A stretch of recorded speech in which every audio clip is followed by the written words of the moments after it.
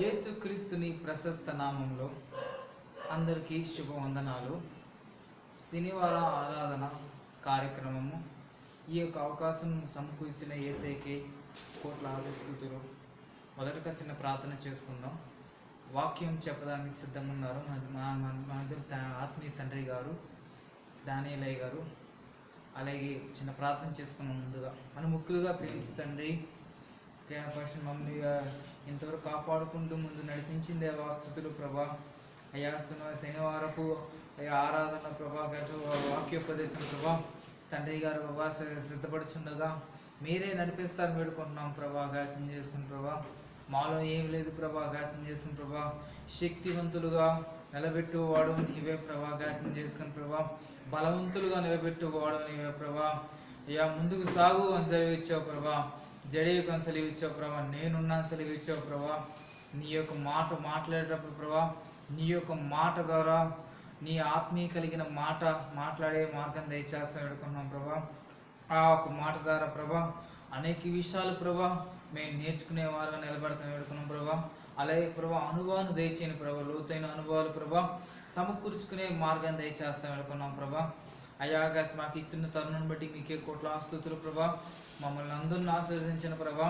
ఇక కరోనా వేళలో ప్రభా, కష్టకాలాల్లో ప్రభా మమ్మల్ని సమృద్ధిగా పోషిస్తుందేవా, మీకే కోట్ల ఆస్తుతులు ప్రభా. అయ్యా లైవ్ కార్యక్రమం ఆస్వాదించి ప్రభా, అలాగే గాయత్రం చేసి మమ్మల్ని యూట్యూబ్ ద్వారా నడిపిస్తాను వేడుకుంటూ ఇచ్చిన ప్రార్థన చేర్చుకుని వేసేది అడిగేట్టు తండ్రి. ఆమేన్. మన మధ్యలో ఉన్న ఆత్మీయ తల్లిగా వచ్చి ఒక చక్కనైన పాట పాడి వినిపిస్తారు. తదుపరిగా నా ఆత్మీయ తండ్రి గారు కొద్దిసేపటికి ఉపదేశం అందిస్తారు. దేవుడు ఈ సాయంకాల వేళ మనందరినీ ఆశీర్వదించును కాక. ఆమేన్.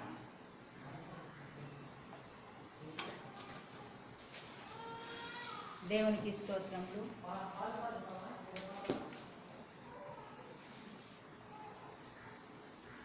చాలిగల దైవమా నీకే వందనం, ప్రేమ చూపునేస్తమా నీకే వందనం. జాలిగల దైవమా నీకే వందనం, ప్రేమ చూపునేస్తమా నీకే వందనం. కలలో ఇలలో మము కాచే కన్న తండ్రి నీవే, కలలో ఇలలో మము కాచే కన్న తండ్రి నీవే. జాలిగల దైవమా నీకు వందనం, ప్రేమ చూపునేస్తమా నీకే వందనం.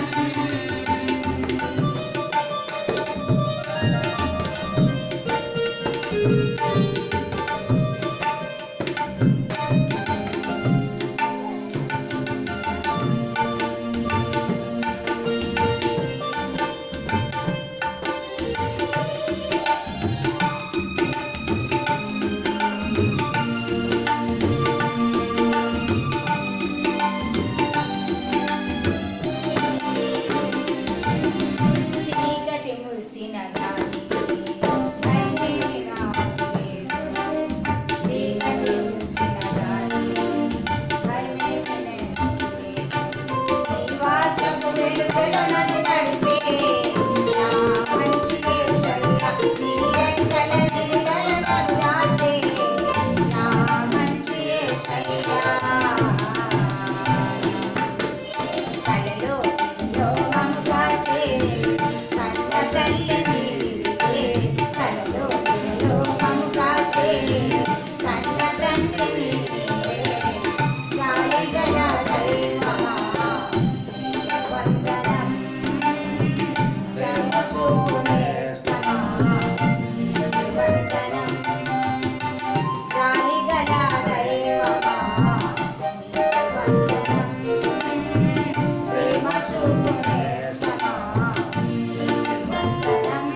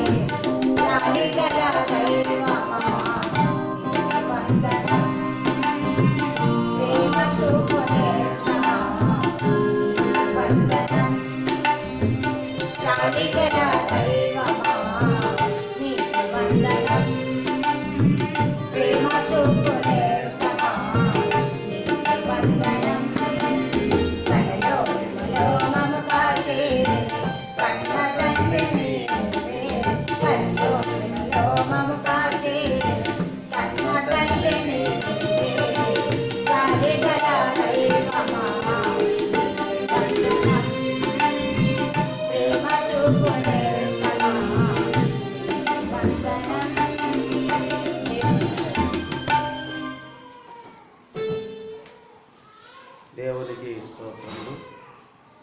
ప్రభు పేరట మరి దేవుని యొక్క బిడ్డలందరికీ ప్రభు పేరట మరి వందనములు చెల్లిస్తున్నాను. అందరి వందనములు.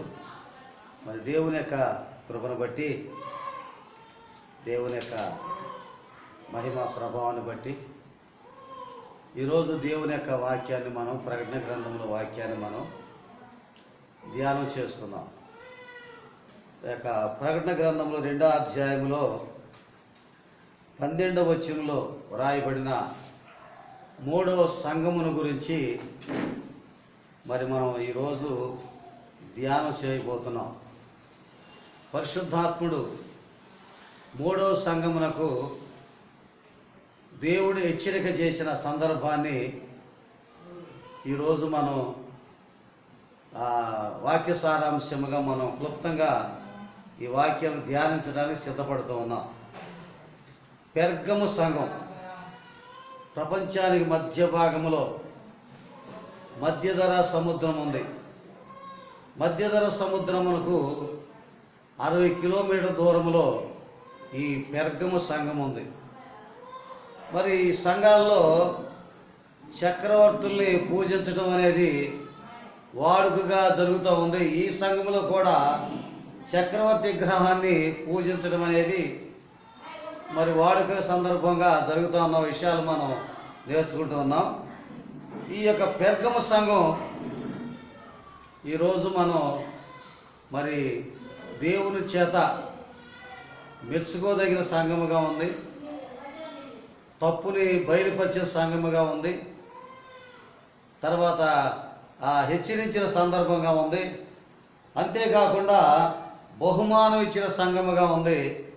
దిద్దుబాటు సంఘముగా కూడా ఉంది. దిద్దుబాటు చేసుకోవడానికి ఈ సంఘానికి అవకాశం ఇచ్చారు. దిద్దుబాటు చేసుకుంటే ఎలాంటి బహుమానం ఉందో ఈ సంఘానికి దేవుడు అనుగ్రహించాడు. ఈ సంఘంలో ఉన్న మెచ్చుకోదగిన విషయాలు, మెప్పు కూడా ఈ సంఘములో ఉంది. నా నామమును చేపట్టినావు, నా నామాన్ని గట్టిగా పట్టుకుని ఉన్నావు అని మెచ్చుకుంటున్నాడు ఈ సంఘాన్ని. దేవుని నామాన్ని గట్టిగా పట్టుకున్న సంఘం పెర్గము సంఘం. పెర్గము అంటే అర్థం, పెర్గము అనే దానికి అర్థం చర్మపు కాగితము అని అర్థం. పెర్గము అనే పేరుకి చర్మపు కాగితము అని అర్థం. 2వ సందర్భంలో పెర్గము అనే పేరుకి అర్థం గోపురము అని అర్థం. మరొక నిర్వచనం పెండ్లి అని కూడా అర్థం. కనుక ఈ చర్మపు కాగితపు అనే అర్థముతో కూడిన ఈ పెర్గము సంఘమునకు దేవుడు హెచ్చరిక చేస్తూ ఉన్నాడు. ఈ సంఘంకి దేవుడు హెచ్చరిక చేస్తున్న సందర్భం ఇక్కడ మనకు కనిపిస్తూ ఉంది. క్రీస్తు శకము 606వ సంవత్సరం వరకు కూడా ఈ సంఘం ఉంది. మొదటి ఎఫెసీ సంఘము క్రీస్తు శకము 170వ సంవత్సరం వరకు కూడా ఎఫెసీ సంఘం ఉన్నది అని మనం విన్నాం. అలాగే 2వ సంఘం స్మరణ సంఘం క్రీస్తు శకము 312వ సంవత్సరం వరకు కూడా ఉన్నది అని మనం విన్నాం. కనుక దేవుడు చేస్తున్న విషయం ఏమిటంటే ప్రతి సంఘము మరి దాని చరిత్ర కొంచెం క్లుప్తంగా చెబుతూ ఉన్నారు. ఆ సంఘములో మెచ్చుకోదగిన విషయాన్ని చెబుతూ ఉన్నారు. ఆ సంఘములో తప్పేమిటో తెలియపరుస్తూ ఉన్నారు. ఆ సంఘములో దిద్దుబాటు ఏమిటో తెలియపరుస్తూ ఉన్నారు. ఆ సంఘములు హెచ్చించు అంటే ఆ బహుమానం ఏమిటో కూడా తెలియపరుస్తూ ఉన్నాడు. కనుక ఆ సంఘంలో మెచ్చుకోదగింది ఏంటో కూడా చెబుతూ ఉన్నాడు. అంటే దీని అర్థం ఒక విశ్వాసి, ఒక భక్తుడు, ఒక దేవుని ఎరిగిన వాడు తనకు ఒక చరిత్ర ఉంటుంది. రెండవది తనలో మెచ్చుకోదగిన విషయం ఉంటుంది. దేవుడు కూడా మెచ్చుకోదగిన విషయాలు ఉంటాయి. మూడవది అతనిలో తప్పేమిటో కూడా ఉంటుంది. నాలుగవది ఆ తప్పు దిద్దుబాటు చేసుకునే విషయాన్ని కూడా దేవుడు అవకాశాన్ని దారి ఏర్పాటు చేస్తూ ఉంటుంది. దిద్దుబాటు చేసుకునే సందర్భాన్ని ఏర్పాటు చేస్తూ ఉంటాడు. కనుక అతనిలో ఉన్న మంచి గుణాలు మెచ్చుకునే విషయాలు కూడా ఉంటాయి. అంతేకాకుండా దానికి బహుమానం ఏమిటో కూడా దేవుడు ఆ మెచ్చుకున్నప్పుడు, ఆ దిద్దుబాటు చేసుకున్నప్పుడు అతను దేవుడిచ్చే బహుమానం ఏమిటో, గిఫ్ట్ ఏమిటో కూడా మానవ రీతిలో మనకి దేవుడు ఇవన్నీ ఇవన్నీ మిళితమైన అవకాశాలు. ఇప్పుడు ఈ పెరగము సంఘము దూతకిలాగు రాయము, వాడి అయిన రెండంచులు గల ఖడ్గము గలవాడు చెప్పు సంగతులు ఏమనగా, చెప్పాయన ఏమన్నా చిన్నాయన, వాడి అయిన రెండంచులు ఖడ్గము గల వాడు చెప్పు సంగతులేమో, రెండంచులు ఖడ్గము కలిగిన వాడు. ఇదే భక్తులకు ఘనత. రెండంచుల ఖడ్గము దేవుని యొక్క వాక్యం. వాక్యము బోధించేవారిని కదిలిస్తుంది, వాక్యము వినేవారిని కూడా కదిలిస్తూ ఉంటుంది. ఖడ్గం దాటిపోయేవారిలో కూడా ఆ చెవిలో చొరబడితే కదిలింపు కలిగిస్తూ ఉంటుంది. రెండంచులు కలిగిన ఖడ్గము కలిగిన వాడు చెప్పు సంగతులు ఏమనగా అని ఇక్కడ మనకు కనపడుతూ ఉంది. సంగతులు ఏమనగా అని మనకు కనిపిస్తూ ఉంది. కనుక ఏమనుంది, సాతాను సింహాసనం ఉన్న స్థలములో నీవు కాపురం ఉన్నావని నేను ఎరుగుదును. అంటే ఈ యొక్క సాతాను కాపురం ఉన్న స్థలములో నీవు కాపురం ఉన్నావని నేను ఎరుగుదును. మరియు సాతాను కాపురం ఉన్న స్థలములో నా యందు విశ్వాసి ఉండి నన్ను గూర్చి సాక్షి అయిన అంత్యపైన వాడు మీ మధ్యన చంపబడిన దినములలో నీవు నా నామం గట్టిగా చేపట్టి నా అందరూ విశ్వాసం విసర్జింపలేదని నేను ఎరుగుదును. సాతాను సింహాసనం వేసుకుని కూర్చున్న స్థలము ఈ పెరగమ సంఘములో సాతాను సింహాసనం వేసి కూర్చున్నాడు. ఎక్కడ కూర్చున్నాడు? సాతాను సింహాసనం వేసి కూర్చున్నాడు. ఆ సింహాసనం వేసి కూర్చుని పరిపాలన చేస్తూ ఉన్నాడు. సాతాను వచ్చి ఆ సంఘములో సింహాసనం వేసుకుని అందరిని పరిపాలించడానికి అధికారం ఇచ్చిన సంఘం. అలాంటి సంఘములో కూడా అంటే లోకముతో కలిసిపోయేటట్టుగా చేసేసి జరిగిపోయింది, లోకముతో కలిసిపోయింది. ఈ పెరగమ సంఘం లోకములో ఏకీభవించి లోకముతో కలిసిపోయింది.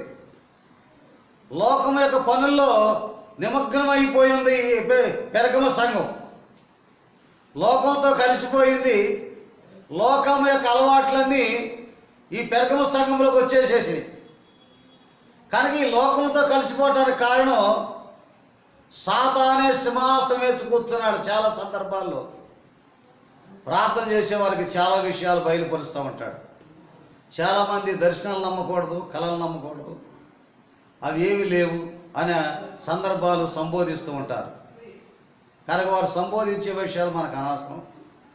దేవుడి నీకు ఇచ్చిన నడిపింపును బట్టి నువ్వు ముందుకు పోతే ఉంటే దేవుడిని అద్భుత రీతిగా కాపాడుతూ ఉంటాడు, చాలా రీతిగా కాపాడుతూ ఉంటాడు. ప్రారంభ దినాల్లో ఈ సాతాను గుట్టు మాకు తెలియలేదు, కానీ తర్వాత సాతాను గుట్టు ఏమిటో మాకు అర్థమైంది. రాత్రి దర్శనాల్లో జుట్టు ఎరబోసుకున్నట్లుగా ఒక స్త్రీ కనిపించిన, వికృత రూపం కలిగిన ఒక మనిషి కనిపించిన, లేకపోతే పాలిటిక్స్లో ఉండే లోకరీతిగా ఉండో, లేకపోతే సగం భక్తి ఇలాంటి సందర్భాలు ఉన్న మనిషి కనిపించిన, చనిపోయిన మనిషి కనిపించిన, ఇలాంటి సందర్భాలు సన్నివేశాలు లేదా లోకంలో ఉన్న జంతువులు కొన్ని ఆ దర్శనంలో కనిపించిన, కళల్లో కనిపించిన ప్రారంభ దినాల్లో అర్థం కాలేదు. కానీ రాను రాను దినాలు పెరుగుతున్న కొలది, సేవా జీవితం పెరుగుతున్న కొలది, దేవుని నడిపింపులో ముందుకు సాగుతున్న కొలది ఆ రాత్రి అలాంటి దర్శనంలో కనిపించినప్పుడు ఉదయాన్నే ఏదో ఒక సందర్భం ఎదురవుతూ ఉండేది. భార్యాభర్తల్లోనో సందర్భాలు ఎదురయ్యాయి, లేకపోతే సంఘములో ఎలాంటి సందర్భాలు ఎదురయ్యాయి. ఏదో ఒక సందర్భం ఏదో ఒక రూపంగా మనస్సు కలవరపడి గలిబిలయ్యే సందర్భాలు ఎదురయ్యాయి. చాలా భయంకరమైన పోరాటం సందర్భాలు ఎదురయ్యాయి. దీర్ఘంగా ఆలోచించడం ప్రారంభించాం. దీర్ఘంగా ఆలోచిస్తే ప్రభు దేవుడు దర్శనం చూపించాడు. చీకటి శక్తి ఇంట్లోకి వచ్చిందని, చీకటి శక్తి చొరబడుతూ ఉందని, చీకటి శక్తి యుద్ధానికి రెడీ అయి ఇచ్చాడని దేవుడు దర్శనం చూపించాడు కదా. శత్రువు యుద్ధానికి వస్తే యుద్ధం చేయటానికి సిద్ధపడకోకుండా కాలయాపన చేసావు కనుక వాడు చేయాల్సిన పని ఎవరొకరిలో చొరబడి ఏదో ఒకటి చేసేస్తానన్న సంగతి అవగాహన చేసేసుకున్నాం. అర్థమైపోయింది. మ్యారేజ్ అయిన కొత్తలో ఒక నెల రోజులే మ్యారేజ్ అయింది. నెల రోజులు 2 నెలలు మ్యారేజ్ అవ్వడం ప్రార్థనలు పెట్టారు. 2 నెలలు అయిపోయింది. గురువుగారి దగ్గర పెట్టి తీసుకొచ్చాము. తర్వాత దర్శనంలో నా భార్య ఇంట్లో పండుకొని ఉంది. నా దర్శనంలో కలలో నేను లోపలికి వెళుతూ ఉండగా గుమ్మం దగ్గర ఎదురయ్యాడు కుంటివాడు లోపల నుంచి వస్తున్నాడు. నేను వెలుపల నుంచి వెళ్తున్న కలలో దర్శన రూపంలో కనపడుతుంది, వాస్తవమైంది కాదు. గుమ్మం దగ్గర ఎదురుపడ్డాం. నువ్వు ఎవరు అని అడిగాను. వికృత రూపం కలిగిన వాడుగా, నల్లగా క్రోధం కలిగిన వాడు, కోరలు కలిగిన వాడు ఉన్నాడు. నా ఇంట్లోంచి వస్తున్నావేమిటి, నీకేం అధికారం అని అడిగాను నేను. వాడు అంటున్నాడు, నీకు మ్యారేజ్ అయింది 2 నెలలు 3 నెలలే, నీకు మ్యారేజ్ అయింది 2 నెలలే, కానీ పుట్టక ముందు దగ్గర నుంచి నీ భార్య దగ్గర నేను ఉన్నాను. నీ భార్య పుట్టక ముందు నుంచి కూడా నేనే పరిపాలన చేస్తున్నాను, నేనే కాసుకుని ఉన్నాను అని ఆ చీకటి శక్తి మాట్లాడిన దర్శనం కనిపించింది. ఓ చీకటి శక్తి మన పుట్టుక ముందే ఆవరించి ఉంటాడు, వీడు పుట్టుక దగ్గర నుంచి కూడా ప్రయోగం చేస్తూ ఉంటాడని కనువిప్పు కలిగి ప్రార్థన చేయటం ప్రారంభించాం. ఇలాగ కొన్ని నిదర్శనాలు, కొన్ని దర్శనముల ద్వారా సాతానుడు వచ్చే గుట్టు మనకు దేవుడు తెలియపరుస్తాడు అన్నమాట. తెలియపరిచినప్పుడు దానికి అనుకూలంగా దిద్దుబాటు చేసుకుంటే, దానికి అనుకూలం ఉదయాన్నే మన ప్రార్థన సిద్ధం చేస్తే ఆ పోరాటాన్ని ఎదుర్కోగలం. అలా లేకుండా మన పనుల్లో మనం నిమగ్నం అయిపోతే ఆ చీకటిని మనం ఎదుర్కోలేము, దాన్ని జయించలేము. కనుక ఇలాంటి నిదర్శనాల్లో దేవుడు మనకి సాతాను వచ్చే ఆ యొక్క గుట్టుని మనకు తెలియపరుస్తాడు కనుక జాగ్రత్తగా ఉండాలి. అప్పుడు ఎన్ని పనులున్నా మానేయటానికి మనం సిద్ధపడాలి. చాలామంది ప్రభు చెప్తాడు, ఈ పలానా రోజు నువ్వు ఇంటి నుంచి బయటికి వెళ్ళొద్దు, లోపలే కూర్చొని ప్రార్థనలు ఉన్నాడు. సాతాను యొక్క విధానాలు చూపిస్తూ ఉంటాడు. 4 దినాలు కనిపెట్టి ప్రార్థన చేయి, లేదా 10 దినాలు కనిపెట్టి ప్రార్థన చేయి. శత్రువుని మీద యుద్ధానికి రెడీ అయిపోయాడు అని దేవుడు మనకు మర్మాన్ని బయటపడుతూ ఉంటాడు. ఆ సమయంలో నేను నెగ్లెక్ట్ చేసి నిర్లక్ష్యంగా ఉపయోగించి నన్ను ఏం చేయలేను నువ్వు అనుకుంటే సాతాను తన బలాన్ని ఉపయోగిస్తాడు. దేవుడు కూడా ఏం చేయడు. అప్పుడు దేవుడు నీకు కలుపు కలిగిస్తాడు. ముందే యుద్ధానికి సిద్ధపడు, రెడీ అవ్వు అని చెప్పినప్పుడు నువ్వు గమనించకపోతే, నువ్వు యోచన చేయకపోతే దేవుడు కూడా ఏం చేయలేడు. దేవుడు నాకు ఎలా చేసిన దిగులు పడినా చింతపడినా ప్రయోజనం లేదు. ఇలాంటి కనువిప్పు కలగజేస్తాడు. అలాగే ఆ అనుభవాలు బట్టి ఎవరి విషయం చెప్తూ ఉంటాడు. కొన్ని విషయాలు వారి విషయం ప్రార్థన చేస్తాం, అవసరమైతే వారికి కూడా తెలియపరుస్తూ ఉంటాం. ఇలాగూ కనువిప్పు కలిగించి శత్రువుతో యుద్ధం చేయటానికి మనం పురుకొల్పుతూ ఉంటాడు, మేలుకొల్పుతూ ఉంటాడు. ఆ మేలుకొలిపినప్పుడు నిద్రాశక్తిలో నువ్వు నిద్రపోతానంటే ఉపయోగం లేదు, నువ్వు నిద్రపోతానంటే ప్రయోజనం లేదు. మేలుకొల్పే దేవుడు నీకుండగా మేలుకుని పోరాడేవాడు ఉండాలి. జయమిచ్చేవాడు ఆయనే, జయం అనుగ్రహించేవాడు ఆయనే. ఒక సందర్భంలో నా దర్శనంలో కల్లోనే ఒక పెద్ద పులి నాతో పోరాడుతూ ఉంది. పెద్ద పులితో నేను పోరాడుతూ ఉన్నాను. నా శరీరం అంతా గాయాలైపోయి నా ప్రక్కన మా గురువు గారు సంస్థ గారు నిలబడి ఉన్నాడు నా కల్లోనే. నేను పులితో పోరాడుతున్నాను, పులి నా మీద పోరాడుతుంది. ప్రక్కన నిలబడి చూస్తూ ఉన్నారు మా గురు దైవజనులు సంస్థరాయ్ గారు చూస్తూ ఉన్నాడు. ఒకటి ఆలోచిస్తే పోరాడుతున్నాను కదా, నాకు సహాయం చేయొచ్చు కదా, ఈ పులితో ఆయన కూడా పోరాడితే నేను తప్పించుకుంటాను కదా అనుకుంటూ ఉండగానే పులి మీద పడిపోగానే మరలా పులితో ఢీకొంటున్నాం. ఈ విధంగా చాలాసేపు పోరాడిన తర్వాత శరీరం అంతా రక్తశక్తమైపోయింది, గాయమైపోయింది, గాయాలైపోయింది. ఆయన మాత్రం చూస్తూనే ఉన్నాడు. ఆయన పోరాటం అయిపోయింది, పులి ఓడిపోయింది, పారిపోయింది. అప్పుడు అయ్యా, నేను ఇంత పోరాటం చేస్తుంటే నువ్వు సహాయం చేయకుండా అలాగే చూస్తూ ఉన్నావు ఏమిటని నేను క్వశ్చన్ అడిగాను. నాకు అన్నారు, వ్యక్తిగతంగా నువ్వే పోరాడాలి, పోరాటం నేర్పేవాడు నేను, పోరాటం నేర్పేవాడిని, నీకు సలహా ఇచ్చేవాడిని, నీకు ధైర్యం ఇచ్చేవాడిని, నీకు అండగా ఉండేవాడిని, నేను ప్రోత్సాహపరిచేవాడిని, నీకు మెలుగు ఇచ్చేవాడిని, నీకు ఆ యొక్క శక్తిని ఇచ్చేవాడిని. కానీ పోరాడవలసింది నువ్వేనయ్యా. వ్యక్తిగత పోరాటం నువ్వే నిలబడాలి. ఆ పోరాటంలో ఆ విద్యను నువ్వు నేర్చుకుని శత్రువైన సాతానుతో పోరాటం నేర్చుకున్నప్పుడు ఎలాంటి సాతాను ఏ కోణంలో వచ్చినా, ఏ రూపంగా వచ్చినా, ఏ విధంగా వచ్చినా, ఏ ఆకారంలో వచ్చినా, ఏ సందర్భాలు వచ్చినా నువ్వు ఓడిపోలేవు. దేవుడు తప్పనిసరి జయమిస్తాడు అని ధైర్యపరిచాడు. ఎంత ఆశ్చర్యకరమైన విషయం. ఇప్పుడు పెరగమ సంఘానికి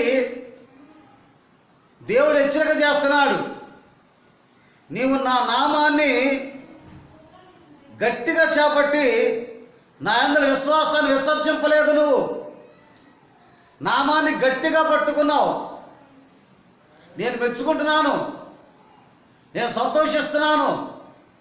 నువ్వు నన్ను విసర్జించలేదు, నన్ను విసర్జించలా. కానీ ఆ పెరగమ సంఘములో ఆ సాతాను కాపురం ఉన్నప్పుడు కూడా, సాతాను ఆ స్థలంలో ఆ నివాసం ఉన్నప్పుడు కూడా నా యందు విశ్వాసం ఉంచినవాడు, నన్ను గురించి సాక్ష్యం చెప్పినవాడు, అంతిపైన వాడు, చంపబడినప్పుడు కూడా, చచ్చిపోయినప్పుడు కూడా, మరణించినప్పుడు కూడా, కానీ అతను నా యందు విశ్వాసిగానే ఉన్నాడు. అంతిపైన వాడు నా యందు విశ్వాసాన్ని గట్టిగా పట్టుకున్నాడు. తను చనిపోయే వరకు కూడా నా యందు విశ్వాసిగానే ఉన్నాడు. నన్ను గురించి సాక్ష్యం చెప్పిన అంతిపైన వాడు తను మరణించే వరకు కూడా నాకు సాక్షిగా ఉన్నాడు. నా యందు విశ్వాసం ఉన్నాడు, విశ్వాసం ఉంచాడు, నా రాజ్యానికి వారసుడైపోయాడు. పెరగమ సంఘంలో అంతిపైన గురించి సాక్ష్యం చెప్తున్నాడు దేవుడు నీ గురించి సాక్ష్యం చెప్తున్నాడా? నా సాక్షి నన్ను గురించి వాక్యం బోధిస్తున్నాడు.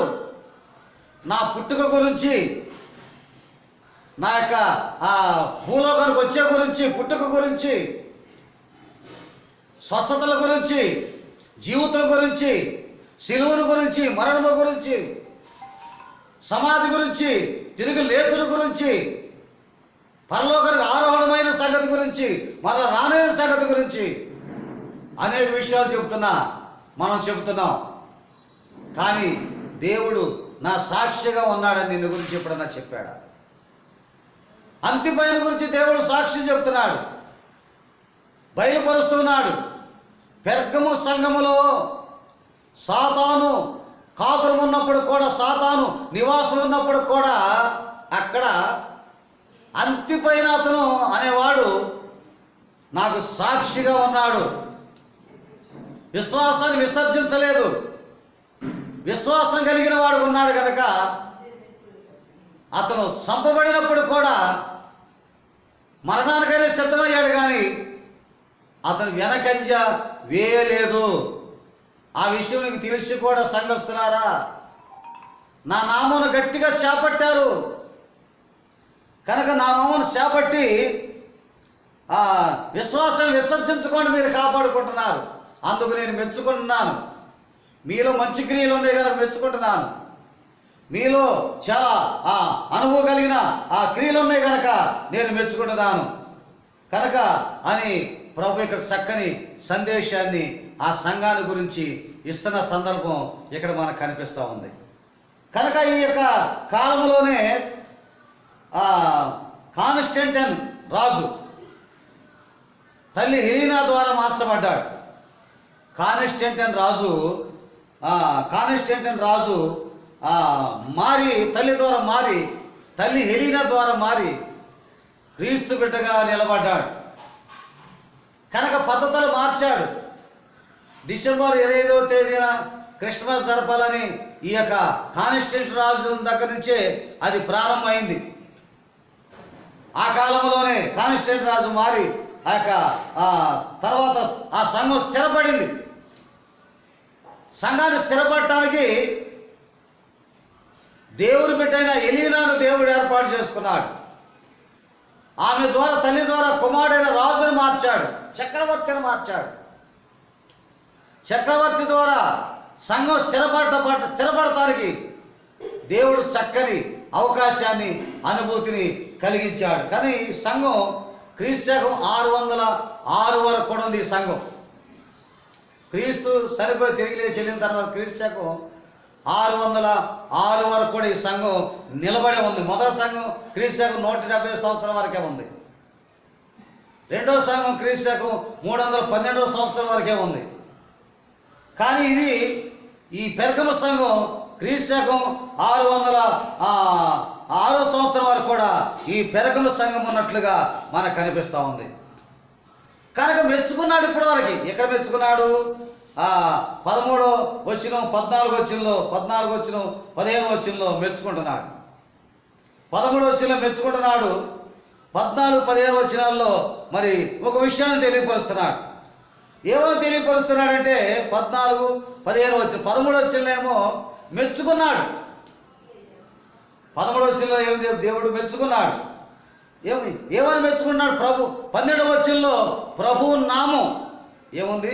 2 అంచుల ఖడ్గం కలిగిన వాడు చెప్పు సంగతులేమనగా అంటే ప్రభువు నామం ప్రారంభమైంది. 2 అంచుల ఖడ్గం కలిగిన వాడు చెప్పు సంగతులేమనగాని ఆ యొక్క వాడైనా 2 అంచుల ఖడ్గం కలిగిన వాడు చెప్పు సంగతులేమనగాని అక్కడ మనకు కనిపిస్తూ ఉంది. 13వ వచనంలో మెచ్చుకుంటున్నాడు. అంతిపోయిన వాడు చనిపోవడానికి సిద్ధమయ్యి చచ్చిపోయినా కూడా విశ్వాసాన్ని విడిచిపెట్టుకోకుండా నా సాక్షిగా ఉన్నాడని మెచ్చుకున్నాడు. అలాగే పెరగమ సంఘస్థులారా, మీరు కూడా ఇలాంటి సంఘటనలు చూసినప్పుడు కూడా, హింస జరిగినప్పుడు కూడా,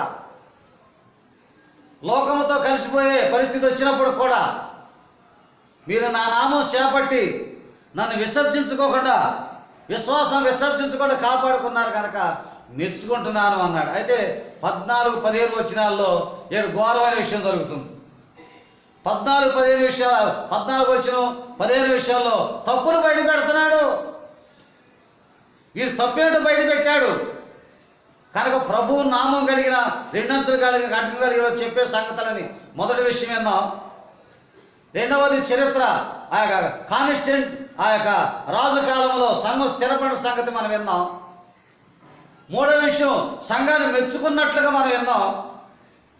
నాలుగవది ఈ సంఘం ఎప్పటి వరకు ఉంది అనే సంగతి కూడా మనం విన్నాం. ఇప్పుడు 5వ విషయంలో ఈ సంఘంలో తప్పులు బయట పెడుతున్నాడు. ఈ సంఘంలో తప్పే ఉంది కనుక ఈరోజు నిన్ను మెచ్చుకుంటే ఎక్కడికో వెళ్ళిపోతావు. ఎక్కడికో వెళ్ళిపోతావు, ఆకాశం వరకు వెళ్ళిపోతావు నిన్ను మెచ్చుకుంటే. కానీ తప్పులు బయట పెడితే ఎక్కడికో పెట్టుకుంటావు. కనుక ఒక విషయం అడుగుతాను, క్వశ్చన్. పెరుగుతూనే ఉంటాయి కానీ తరగవు. 3 ఉన్నాయి. అవి పెరుగుతూనే ఉంటాయి తరుగుదల లేదు. పెరుగుతూనే ఉంటాయి, తరుగుదల లేవు, తరగవు. అవి ఏమిటో 3 ఉన్నాయి. చెప్పగలరా? చాలా ఉంటాయి అనుకోండి, కానీ 3 అయినా చెప్పగలిగితే బాగుంటాం. పెరుగుతూనే ఉంటాయి. భూలోకంలో చాలా పెరుగుతూనే ఉంటాయి, కానీ తరిగేవి మాత్రం లేవు. నీ సెల్ ఫోన్ తీసుకుని తరగవు. పెరుగుతూనే ఉంటాయి కానీ తరగవు. ఆ విషయాలంటే మీరు గుణించుకొని కొంచెం ఆలోచన చేయండి. పెరుగుతూనే ఉంటాయి కానీ తరగవు. తరిగే అవకాశం లేదు కాటి. అవి 3 ఉన్నాయి. అవి ఏమిటో కొంచెం మనం ఆలోచన చేస్తే కొంచెం మనకు దొరుకుతూ ఉంటుంది. ఎందుచేతంటే ఆ సన్యాసి అంటారు. సన్యాసి అని ఎవరిని అంటారు? సన్నాసి అంటారు. సన్నాసి అని ఎవరంటారు? సన్యాసి అంటారు. రెండవది సన్నాసి అంటారు. సన్యాసి ఉన్నాడు, సన్నాసి ఉన్నాడు. ఈ పెరగము సంఘంలో ఉన్న తప్పుల్ని దేవుడు బట్టిపెట్టి లోకంతో కలిసిపోయింది ఈ సంఘం. ఇక ఇంత మెచ్చుకున్నా కూడా కనుక సన్యాసి అంటే ఏమిటి, సన్నాసి అంటే ఏమిటి? కనుక ఇది కూడా మీరు ఆలోచించండి. కనుక దేవుని యొక్క వాక్యంలో ఇక్కడ మనం గమనించే విషయం 14 వచనం 15 వచనంలో నీ దగ్గర తప్పు ఒకటి మోపవలసి వచ్చింది అంటాడు. తప్పు ఒకటి వచ్చేసింది నీ దగ్గర. సంఘం లోకంతో కలిసిపోయింది. తప్పు ఒకటి వచ్చింది. ఏం తప్పు వచ్చింది? కానీ చెప్పాను కదా, చరిత్ర ఉంటుంది, అది ఇప్పుడు వరకు ఉంటుంది. దేవుడు మెచ్చుకుంటాడు కనుక తప్పును బయట పెడతాడు, దిద్దుబాటు ఇస్తాడు, హెచ్చరిక ఇస్తాడు, బహుమానం ఇస్తాడు. ఇవన్నీ సహజంగా జరిగే విషయాలు. ఇవన్నీ లేకపోతే ఏ మనిషి కూడా, ఏ భక్తి కూడా ఎదగలేడు. ఇవన్నీ మిళితమై ఉండటం వల్ల మనం ఎదగలుగుతున్నాం. ఇవన్నీ మనకు దేవుడు అనుగ్రహించిన గొప్ప వరాలు అన్నమాట. గొప్ప వరాలు కనుక గొప్ప వరాలని దేవుడు మనకి ఇచ్చాడు కనుక ఈరోజు భక్తి చేయగలుగుతున్నాం, దిద్దుబాటు చేసుకోగలుగుతున్నాం, దేవుని హెచ్చరికను పొందగలుగుతున్నాం, దేవుని ద్వారా బహుమానం పొందగలుగుతున్నాం. ఒకసారి డైరెక్ట్గా బహుమానమే పొందాలనుకుంటే అది జరిగే విషయం కాదు. 14-15 వచనంలో తప్పులు తెలియపరుస్తున్నాడు. తప్పిదములు మోపవలసినది విగ్రహం బలిచ్చిన వాటిని తినటట్లును జాగ్రత్త చేయనట్లును ఇశ్రాయేలుకు ఉరుగొట్టుమని బాలాకునకు నేర్పిన బిలాం బోధను అనుసరించేవారు నీలో ఉన్నారు. బిలాం బోధను అనుసరించేవారు నీలో ఉన్నారు. అంతేకాకుండా అటువల్ల నికోలాతుల బోధన అనుసరించేవారు కూడా నీలో ఉన్నారు. నికోలేనంటే అధికారం చేయి గుంపు, అధికారం గుంపు. ఎప్పుడు అధికారం చేయటమే కానీ, అధికారం చేయటానికే చూస్తారు కానీ, అధికారిగా ఉండాలనే చూస్తారు కానీ, పై స్థానాన్ని నికోలాయితులు అంటే అధికారం, నికోలాయితులు అంటే అధికారం చేసేవాడు, అధికారికులు. అంత అధికారం చేసే హోదాలో ఉంటారు. అధికారం కింద ఉండే వాళ్ళ విధానం ఉండదు. నేను అధికారిగా ఉండాలి, అధికారం చేయాలి, పై స్థానంలో ఉండాలనుకుంటారు. కింద స్థానంలో ఉండాలని ఆలోచించేవారు ఉండరు. కనుక ఆ సంఘంలో నికోలాయితుల బోధ అనుసరించేవారు ఉన్నారంటే అధికారం చేసే గుంపు ఎదురైపోయింది. అధికారము చేసే గుంపు ఎదురైపోయింది. అధికారం చేసేవారే కానీ, హెచ్చైన వాడిని చూసేవాళ్ళు కానీ. అంతేకాకుండా బిలాము బాలాకి నేర్పిన బోధ, బిలాము బాలాకు రాజుకి నేర్పిన బోధ కూడా ఉందట. కనుక బిలాం అనగానే మన సంఖ్యాకాండంలోకి వెళితే మనకు కొంచెం అర్థం అవుతుంది. సంఖ్యాకాండ 22వ అధ్యాయంలో బిలాం అనగానే, ఆ యొక్క బాలాకు అనగానే బాలాకు మోయాబు రాజు, బిలాము ఒక ప్రవక్త. బిలాము కూడా బిలాం అంటే ప్రజలను భక్షించువాడు అని అర్థం. బిలాము అంటే ప్రజలను భక్షించువాడు, రాజవంశీయుడు, ప్రవచన వరం కలిగిన వాడు, ప్రవక్త, ఆత్మ కలిగిన వాడు, దేవుడు ప్రత్యక్షత పొందినవాడు బిలాం. కనుక రాజవంశీయుడు, ఎదోము రాజు. ఆ యొక్క బిలాము, ఏ బిలాము? బిలాము సిప్పోరు కుమారుడైన బాలాకు. బిలాం అంటే ఆ యొక్క బిలాము ఒక మోయాబు బెయోరు కుమారుడైన బిలాం, బెయోరు కుమారుడైన బెలా ఎదోము రాజుగా ఉన్నాడు. ఆదికాండం 36 అధ్యాయంలోకి వెళితే అక్కడ మనకి ఆ వాక్యం కనిపిస్తుంది. ఆదికాండం 36 అధ్యాయము 31వ వచనంలో వెళ్తే బెయోరు కుమారుడైన బెలా ఎదోము రాజుగా ఉన్నాడంటే రాజవంశంలో పుట్టినవాడు బిలాం. సామాన్యుడు కాడు, ప్రవచన వరం కలిగిన వాడు, ప్రవక్త, ఆత్మవరము కలిగిన వాడు, దేవుని ప్రత్యక్షత కలిగిన వాడు. అలాంటి బిలాము, బెయోరు కుమారుడైన బిలాము కూడా ఉన్నాడు. అప్పుడు ఇశ్రాయేలు చూశాడు, ఈ మోయాబు రాజు బాలాకు చూశాడు. వారు మోయాబు దేశంలో గుండా వెళ్ళటానికి దారి అడిగారు. మా నీళ్లు మేమే త్రాగుతాం, మీ నీళ్లు ముట్టుకోం, మా ఆహారం మేమే తింటాం, మీ ఆహారం ముట్టుకోం, మీ వీధుల్లోకి మేము రాము, రాజమార్గాన్ని కనాన్ దేశం వెళ్ళిపోతామని మోషే కబురు పంపించాడు మోయాబు రాజుకి. పంపిస్తే ఎక్కడ వీళ్ళు చూస్తే పచ్చిక బయలు ఉన్నట్టుంది. ఎద్దు గనక పచ్చిక బయలు నాకేసినట్లుగా అలాంటి గొప్ప పచ్చిక బయలులాగా విస్తరించున్నారు ఇశ్రాయేలు. అమ్మో, మన బలం కంటే వారి బలం ఉంది. వారు మన మీద పడితే మనం ఓడిపోతాం అని ఈ యొక్క బాలాకు బెయోరు కుమారుడైన బిలాం దగ్గరికి వెళ్ళి అన్నాడు. నీవు అధికారులు పంపించాడు. అధికారులు పంపించి ఆ యొక్క ఇశ్రాయేలును శపించాలి, మమ్మల్ని ఆశీర్వదించాలి అని అధికారులు పంపిస్తే బిలాం మొట్టమొదటి ఒక మాట అన్నాడు. ఏమన్నాడంటే చాలా విషయాలు పెద్దలు పెద్దలను సోదరి చేతపడి బిలాం వద్దకు వచ్చినప్పుడు ఆ యొక్క యెహోవా సెలవిచ్చిన మాటనే తిరిగి మీతో చెప్తాను. అయితే ఆ యొక్క మీరు నాకు ఏది ఇచ్చినా కూడా నేను తీసుకోను. బిలామును వచ్చి మాటలు బాలో చెప్పగా అతడు వారితో, ఈ రాత్రి ఇక్కడ ఉండుడి, యెహోవా నాకు సెలవిచ్చిన మాటను నేను తిరిగి వచ్చి మీతో చెప్పేదను అని ఆ యొక్క బిలాం మాట్లాడాడు. కానీ అధికారులు వచ్చారు,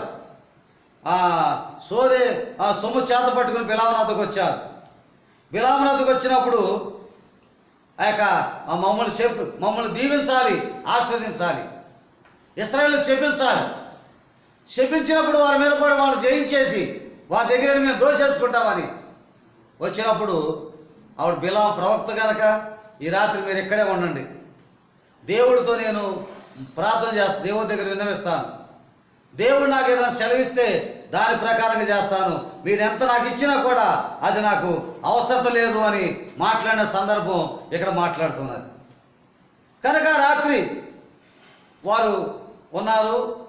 బిలాం దేవుని సన్నిధికి వెళ్ళాడు. దేవుడు వచ్చాడు. ఎన్నో అధ్యాయంలో వచ్చాడు?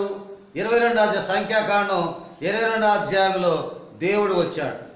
వచ్చి బిలాము వద్దకు వచ్చి ఈ మనుషులు ఎవరని దేవుడు అడిగాడు. బిలాము దగ్గరికి దేవుడు వచ్చాడంటే బిలాము చాలా ప్రత్యక్షత కలిగిన వాడే, భక్తుడే. బిలాము, నీ దగ్గరకు వచ్చిన వారు వీరెవరు ఈ దగ్గరకు వచ్చారు మరి గమనించాలి. మనం చెప్పాను కదా, చాలా విషయాలు మనం అవగాహన చేసుకోవాలి. ఒక భక్తి కలిగిన వాడు, విశ్వాసం కలిగిన వాడు ఉన్నాడంటే దేవుడు మెచ్చుకునే విషయాలు ఉంటాయి మన దగ్గర. మెచ్చుకున్నాడు ముందు కనుక ప్రాణం పోయే వరకు కూడా నిలబడి విశ్వాసం గురించి మెచ్చుకున్నాడు.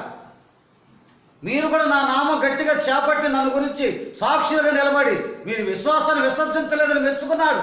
ఈ పెరగమ సంఘాన్ని మెచ్చుకున్నాడు. కానీ ఇప్పుడు తప్పును బయట పెడుతున్నాడు.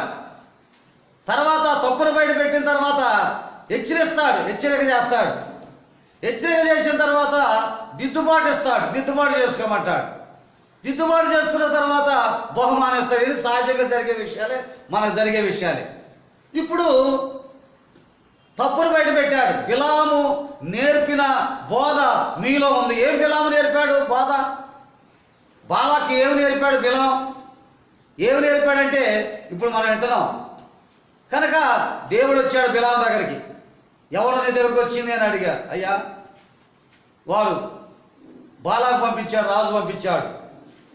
వారు వచ్చి మరి ఆ మోయాబుల్ని దీవించమని, మరి ఇశ్రాయేల్ని శపించమని మరి వారు కోరారన్నప్పుడు దేవుడు ఏమన్నాడంటే, నువ్వు వెళ్ళకూడదు. ఏమన్నాడు? నువ్వు వెళ్ళకూడదు, వారితో నా ప్రజలను శపించకూడదు, ఆశీర్వదించబడిన వారు అన్నాడు. మొట్టమొదటి దేవుడు చెప్పింది ఏంటంటే వెళ్ళకూడదు అన్నాడు, అంతే. నువ్వు శపించకూడదు అన్నాడు. 2. మూడోది వారు ఆశీర్వదించబడిన వారు చెప్పేశాడు. అయ్యా, దేవుడు వెళ్ళొద్దని చెప్పేశాడు కనుక నాకు దేవుడు రావద్దని చెప్పేశాడు వారికి. వారు వెళ్ళారు, రాజుకు చెప్పారు. రాజుకు చెప్పినప్పుడు రాజు కూడా మళ్ళీ మంచి అధికారుల్ని ఇంకో సొమ్మును చేత ఎక్కువగా ఇచ్చి మరలా పంపించాడు. మరలా పంపించేసి ఘనత వహించిన వాళ్ళు పంపించి బిలాముకి అన్ని తెలియపరచమని మంచి గొప్ప ఘనత కలిగిన అధికారులు వచ్చారు. ఇప్పుడు సొమ్ము కూడా చాలా తీసుకొని వచ్చారు. తీసుకొచ్చినప్పుడు వాళ్ళు వచ్చినప్పుడు మోయాబీలు అధికారులు వచ్చినప్పుడయ్యా, దేవుడు నన్ను వెళ్ళొద్దన్నాడు కనుక నేను రాకూడదు, దేవుడు చెప్పిన తర్వాత ఇక నేను రావడానికి వీల్లేదు అని చెప్పాలి. సరే మీరు రాత్రి ఇక్కడ ఉండండి, మీరు నా ఇంటికి వెండి బంగారం ఇచ్చినా కూడా నేను తీసుకోను, మీరు ఉండండి నా దేవుడు చెప్తాడని మరలా దేవుడి గదిలోకి వెళ్ళాడు. దేవుడి గదిలోకి వెళ్ళినప్పుడు మరలా రాత్రి దేవుడు బిలాము వద్దకు వచ్చాడు. లేచి దేవుడు బిలాము వద్దకు వచ్చి అంటాడు, నువ్వు లేచి వెళ్ళు. ఎన్నో వచ్చిన 22 అధ్యాయ సంఖ్యాకాండం 20 వచనంలో నువ్వు లేచి బాగిన రెండోసారి ప్రత్యక్షమయ్యాడు. మరలా బిలాము దగ్గర దేవుడు రెండోసారి వచ్చాడు, నువ్వు లేచి వెళ్ళు, కానీ నేను నీతి ఏం చెప్పాను అదే చెయ్యి. అంటే నువ్వు నా బిడ్డలు ఆశీర్వదించు, శపించకూడదు. దేవుని బిడ్డలమైన మనం దేవుని బిడ్డలను శపిస్తున్నావా? దేవుని బిడ్డల మీద విరోధకరమైన మాటలు మాట్లాడుతున్నావా? దేవుని బిడ్డల మీద కోపోద్రేకం కలిగిన ఉచ్చరణ మనం చేస్తున్నామా? ఈరోజు మనం పరిశీలన చేయాలి. దేవుడు ఏమన్నా నువ్వు వెళ్ళయ్యా బిలాం, కానీ నేను ఏం చెప్పానో అదే ఏం చెప్పాడు దేవుడు? ఇశ్రాయేలును ఆశీర్వదించు, శపించడానికి వీలు లేదు అన్నాడు. అన్నమాట ఇక వెళ్ళమన్నాడు అనుకుని పట్టుకున్నాడే. వెళ్ళమన్నాడు అనుకుని పట్టుకుని ఇక ఈయన బయలుదేరి ఆ గాడిద గంత కట్టాడు. పని వాళ్ళిద్దరు పెట్టుకున్నాడు, గాడిద గంత కట్టాడు, పోతా ఉన్నాడు. ఈ వరకు ప్రయాణం చేసేటప్పుడు గాడిద చక్కగా మార్గంలో తీసుకెళ్ళేది, ఇప్పుడు వంకర దగ్గర మార్గంలో తీసుకెళ్తుంది. ఈయనకి కోపం వచ్చేసేస్తుంది. కారణం ఏమిటి? దారిలో దేవుని యొక్క దూత కాశాడు, కట్టుకుని నిలబడి ఉన్నారు. దారి మళ్ళించి గాడిద కనపడుతుంది, కానీ దేవుని దూత బిలాము ప్రవక్తగా కనిపించట్లేదు. దేవుడైతే మాట్లాడుతున్నాడు బిలాముతో, కానీ దారిలో ప్రమాదం ఉన్న సంగతి బిలాముకి అర్థం కావట్లా. గాడిదకి అర్థం అవుతుంది, పొలంలో పోతుంది గాడిద. ఈయన కోపం వచ్చేసి కొట్టడం ప్రారంభించాడు. మరలా ప్రయాణం చేస్తూ మరలా ఆ దేవుని యొక్క దూత పట్టుకుని దారికి వచ్చే సమయానికి మరలా దారి తప్పించేస్తుంది గాడిద. తన యజమానుని కాపాడాలని గాడిదకి అలాంటి ఆలోచన కలిగించాడు దేవుడు. ఈయన కొడతం ప్రారంభించాడు, ముమ్మారు కొట్టేశాడు. సరే, 2 గోడల మధ్యలో గాడిద వెళ్తూ ఉంది. తప్పించడానికి ఆ యజమానిని తప్పించాలి. ప్రాణం తీయటానికి ఎవరో కాసుకుని ఉన్నారు దారులని, ప్రాణం తప్పించడానికి వేరే దారులు వెళుతుండగా 2 గోడల మధ్య వెళుతున్న సమయంలో దేవుని యొక్క దూత కట్టుకుని పట్టుకుని అక్కడ నిలబెట్టేసి, అక్కడ కనుక వెళితే బిలాము మేడ తెగి కింద పడిపోతే వెంటనే పక్క గోడకేసి ఆ యొక్క నొక్కుతుంది బిలాముని. గోడకేసి నొక్కినా కూడా కోపం వస్తుంది, కానీ ఏమిటా ఈ గాడిదట ఈసారి జరిగింది, ఏం తప్పు జరిగింది? ఇది దారిలో నడవట్లేదు, పొలాల్లో పరిగెత్తుంది. మరి నేను ఇశ్రాయేలును శపించడానికి వెళ్ళాలనుకుంటున్నాడే, కానీ నువ్వు వెళ్ళు, నేను చెప్పింది చెయ్యి అన్న మాట అవగాహన లేకుండా పోయింది. కనుక నొక్కినా కూడా వీడికి అర్థం కావట్లేదు బిలాముకి ఎక్కడికి వెళ్ళిపోయాడో, పాపం అజ్ఞానంలోకి వెళ్ళిపోయాడు. ఎంత ప్రవక్త అండి! రాజవంశీయుడు, ప్రవక్త, ప్రవచన వరం కలిగిన వాడు, ఆత్మవరం కలిగిన వాడు, మరి అంతేకాకుండా మరి దేవుని యొక్క ప్రణాళికలో రాజవంశీయుడు, అలాంటి దేవుని ప్రత్యక్షత కలిగిన వాడు, దేవునితో మాట్లాడగలిగిన వాడు. అలాంటి వాడికి ప్రమాదం వస్తున్న సంగతి దేవుడికి తెలుసు కనుక దేవుడు తప్పించాలని గాడికి జ్ఞానోదయం కలిగించాడు. అయినా కూడా కనులు మూసుకుపోని బిలాముకి. ఈ పరిస్థితిలో మనం ఎలా ఉన్నాం? ఈ పరిస్థితుల్లో మనం ఎలా ఉన్నాం? ఈరోజు నేను మిమ్మల్ని గద్దించట్లేదు, హెచ్చరిక చేస్తూ ఉన్నాను. ప్రియమైన దేవుని బిడ్డలారా, సహోదరులారా, తల్లులారా, ఈరోజు కనువిప్పు కలిగించడానికి మన ముందు ఎన్నో హెచ్చరికలు చేస్తూ ఉంటాడు దేవుడు. ఎన్నో అవకాశాలు ఇస్తూ ఉంటాడు, ఎన్నో తరుణాలు ఇస్తూ ఉంటాడు, ఎన్నో చిన్న పరిస్థితులు మనకు కల్పిస్తూ ఉంటాడు. కనువిప్పు కలిగించకపోతే ఏమి ఎరగని వారితో దేవుడు మనకి కనువిప్పు కలిగిస్తూ ఉంటాడు. ఏమి తెలియని వారి ద్వారా మనకు దేవుడు సంబోధన చేపిస్తూ ఉంటాడు. అయినా కూడా మనం కన్నులు తెరవకపోతే ఈ యొక్క చివరికి గాడిద పల్టీ కూడా కింద పడిపోయింది. బిలాము కూడా పడిపోయాడు. లేచి టపా ముమ్మారు కొట్టేసేసాడు. ఎవరిని కొట్టాడు? గాడిదను కొట్టాడు. చేతికరతో గాడిదను కొట్టాడు. గాడిద కూలబడిపోయింది కనుక ముమ్మారు కొట్టిదివి, నన్నేమి చేసేది వరకు గాడిద అంటుంది, నువ్వు నన్ను ముమ్మారు కొట్టావయ్యా, నేనేం చేశాను? 22వ అధ్యాయము 28వ వచనంలో. కనుక ఆ గాడిదకు వాక్కునిచ్చాడు దేవుడు, మాట ఇచ్చేశాడు. నీవు నన్నేమి చేసేదివి, ముమ్మారు నన్ను కొట్టిదివి, నేను నిన్నేమి చేసేదని బిలామును అనగా, బిలామును నా మీద తిరగబడ్డావు నువ్వు అంటున్నాడు. నేనేం చేశానయ్యా నిన్ను? నా పొరపాటు ఏమిటి? నా లోపం ఏమిటి? నా పరిస్థితి ఏమిటి? ముమ్మారు నన్ను కొట్టావు, బాధించావు, నేను నిన్నేం చేశాను అంటే గాడిద ఉద్దేశం నీ ప్రాణాన్ని కాపాడాను. త్రోవలో కట్కం పట్టుకుని నిలబడున్నా, ఆ కట్కును తప్పించడానికి నా యజమానుడు నన్ను పోషిస్తున్నావు, నాకు జీవితం కల్పించావు, నాకు ఆదరణ చూపించావు, నన్ను నువ్వు వాహనంగా వాడుకుంటున్నావు, నాకు జీవనోపాధి కల్పిస్తున్నావు. నేను ఎక్కడో తిరగవలసిన అరణ్యంలో ఎడారిలో తిరగవలసిన రాజభోగం లాంటి ధన్యత నాకు ఇచ్చావు. ఎడారిలో అడవిలో చెట్ల కింద దిక్కులేని జీవితం జీవించవలసిన భయంకరమైన నికృష్టమైన బ్రతకవలసిన నా జీవితానికి నిన్ను మోసే భాగ్యం నాకు ఇచ్చావయ్యా, నిన్ను మోసే భాగ్యం నాకు ఇచ్చావు. నేను ఒక చోట నుంచి ఒక చోటకి తీసుకుని వెళ్ళే ఒక రాయబారి నాకు గొప్ప ధన్యత ఇచ్చావు, మంచి విశ్రాంతిని ఇచ్చావు, మంచి ఆహారం ఇస్తున్నావు, నాకు ఏ లోపం లేకుండా నన్ను కాపాడుతున్నావు. అలాంటి నీ ప్రాణాన్ని దక్కించుకోవాల్సిన బాధ్యత నా మీద ఉంది. అందుకని నీ ప్రాణాన్ని కాపాడటానికి నేను ఇలాగూ చేశాననే ఉద్దేశం గాడిదల్లో ఉంది. కనుక వాక్కు కూడా ఇచ్చి నన్ను ముమ్మారు కొట్టిదివి కదా, నేను నిన్నేమి చేసిద్దనని బిలాముతో అనగా, బిలాం ఏమంటున్నా అప్పటికైనా అరే ఏంటో బిలాం గాడిద మాట్లాడుతుందేంటి అని ఆలోచించాడా? కింద పడిపోయాడుగా, పడిపోయి అది గాడిద మాట్లాడుతుందేంటి, గాడిద మాట చిత్రం కొద్ది గాడిద మాట్లాడుతుంది ఏంటి అనుకున్నాడా? అనుకోకుండా ఏమంటున్నాడు?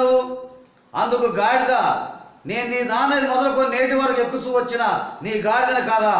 నేను ఎప్పుడైనా ఇట్లా చేశానా? ఎప్పుడైనా నేను ఇట్లా చేశానా? ఎప్పుడైనా నీకు బాధ కలిగించానా? ఎప్పుడైనా నీకు హాని కలిగించానా? కనుక మన సందర్భాల్లో కూడా ఎప్పుడు మనకు హాని కలిగించిన వారిని మనం చాలా అపార్థం చేసుకుంటామంటాం. ఏ రోజు మనకి బాధ కలిగించిన వారిని బాధ కలిగించే వారుగా చేస్తాం. ఎన్ని రోజులు మనకి ఉపకారం చేసిన వాళ్ళని మనం మర్చిపోతూ ఉంటాం. కనకంబుడు ముమ్మారు నీ గాడిదను వెలకొట్టితివి, త్రోవలు నిలిచిన యెహోవా దూతను చూసి సాష్టాంగన పడెను. గాడిద ఎప్పుడైతే ఈ గాడిద మాట్లాడిందో దేవుడు యెహోవా బిలాము కన్నులు తెరిచాడు. బిలాము కన్నులు తెరవగానే దూసిన ఖడ్గము చేత పట్టుకున్న త్రోవలు నిలిచిన యెహోవా దూతను చూసి సాష్టాంగ నమస్కారం చేసి, కన్నులతో చూస్తే కానీ అర్థం కాదు, సాష్టాంగ నమస్కారం చేశాడు. నమస్కారం చేసినప్పుడు యెహోవా దూత, ముమ్మారు నీ గాడిదని ఎలా కొట్టావు? ముమ్మారు నీ గాడిద ఎందుకు కొట్టావు? నీ గాడిద నా ఎదుట నీ నడత విపరీతమైంది కనుక నేను విరోధులైపోయాను, నేను నీకు విరోధమైపోయాను అని అనగానే ప్రత్యత్తాపడ, నా పాపం క్షమించిన ఆయన, నేను పాపం చేసి తిని అని పాపాన్ని ఒప్పుకున్నాడు. ఒప్పుకోగానే మరలా దేవుడు మూడోసారి మాట్లాడుతున్నాడు. ఏమని మాట్లాడుతున్నాడు? 35వ వచనంలో మూడో సందర్భం మాట్లాడుతున్నాడు. ఏమని మాట్లాడు? ఆ మనుషులతో కూడా వెళ్ళము, అయితే నేను నీతో చెప్పు మాటే కానీ మరేమీ పలకూడదని బిలాముతో చెప్పు. మరలా మూడోసారి సందర్భం ఇస్తున్నాడు. కనుక నువ్వు వెళ్ళు, కానీ నువ్వు నా బిడ్డను మాత్రం శపించడానికి వీల్లేదు, వారిని దీవించడం వరకే కానీ శపించడానికి వీల్లేదు అని మరో మూడోసారి హెచ్చరించినట్లుగా మనకు కనిపిస్తూ ఉంది. కనుక దేవుని యొక్క వాక్యం మూడోసారి హెచ్చరిస్తున్నాడు. మరలా చూడు, దేవుడు బిడ్డల మీద ఎంత శ్రద్ధ తీసుకున్నాడు, తను ప్రేమించిన బిడ్డల మీద ఎంత శ్రద్ధ తీసుకున్నాడో. మొదటిసారి చెప్పాడు వెళ్ళొద్దని, బిలాం వెళ్ళలేదు. రెండోసారి వెళ్ళి కానీ నేను చెప్పిందే చెయ్యన్నాడు. మరలా పనిష్మెంట్ పెట్టాడు, దూతను పెట్టాడు, గాడితో మాట్లాడించాడు, గాడిని చూపించాడు. మరలా మూడో సందర్భంలో కూడా వెళ్ళము, నేను నీతో చెప్పే మాట మాత్రమే పలకాలు కానీ ఏమి పలకటానికి వీల్లేదు అని చెప్పగానే వెళ్ళాడు. వెళ్ళిన తర్వాత ఆ యొక్క బాలాకు ఉన్నత స్థలం బయలు యొక్క ఉన్నత స్థలం మీద నుండి ఆ బలి అర్పించడానికి తీసుకుని వెళ్ళాడు. తీసుకుని వెళ్ళిన తర్వాత ఆ యొక్క బలి అర్పించేశారు. అంత బలి సందర్భాలు ఏమనిపించాలో ఆ బలి సందర్భాలన్నీ కూడా మరి తర్వాత వచనాల్లో 23వ అధ్యాయం 1 నుంచి 3 వచనాల్లో ఆ బలిపీఠం కట్టడం, ఆయన్ని దహన బలి అనిపిస్తాడు. మరలా 4వసారి మాట్లాడతాడు. 23వ అధ్యాయం 4వ వచనం, దేవుడు బిలామును ప్రత్యక్షమై అతడు నేను 7 బలిపీఠములు సిద్ధపరిచి ప్రతి దాని మీద కోడిని పొట్టేలు మర్పించిందని అతను చెప్పగా యెహోవా మళ్ళీ బిలాముతో ఏమని మాట్లాడుతున్నాడు కనుక నేను చెప్పిందే నువ్వు చెయ్యి. దేవుడు బిలామునకు ప్రత్యక్షమయ్యాడు. 4వ వచనం 23వ అధ్యాయం 4. మరలా ప్రత్యక్షం అవుతాడు 4వసారి.